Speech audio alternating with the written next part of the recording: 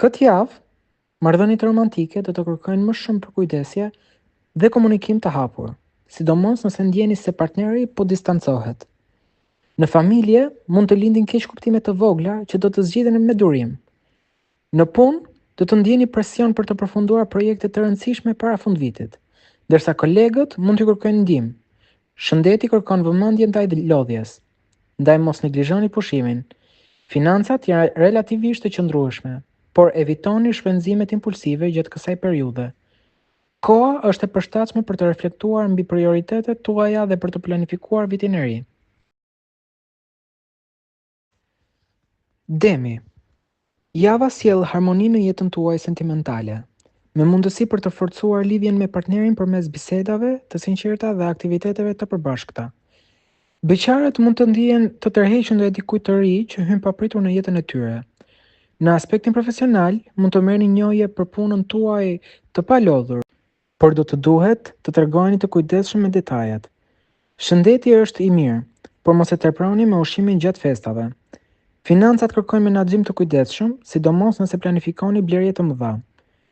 Në përgjithësi, do të ndiheni më të sigurt në vendimet tuaja këtë javë.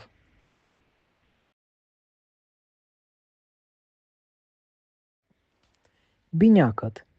Në dashuri mund të përjetoni momente të ngrohta me partnerin, por një keqkuptim i vogël mund të shkaktojë pak tension. Sqarimi i shpejt do të ndihmojë.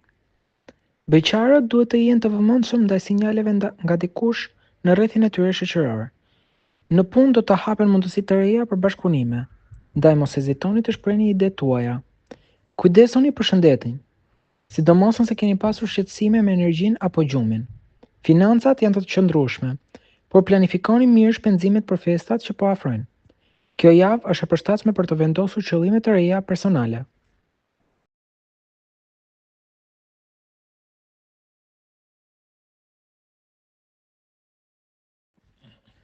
Gaforja. Marrëdhëniet dashurore do të jenë në qendër të vëmendjes, duke sjellë më shumë afërsi me partnerin, por edhe nevojë për tolerancë ndaj ndryshimeve të papritura të humorit.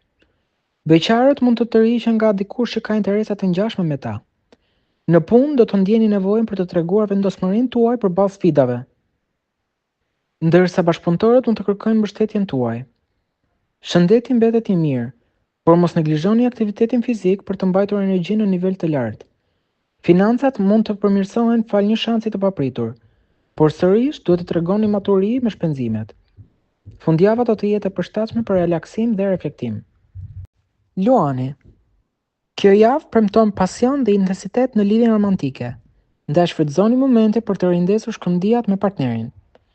Për ata që janë të lirë, një njohje e re mund të jetë më interesante nga sa prisni, por mos nxitoni të merrni vendime të shpejta.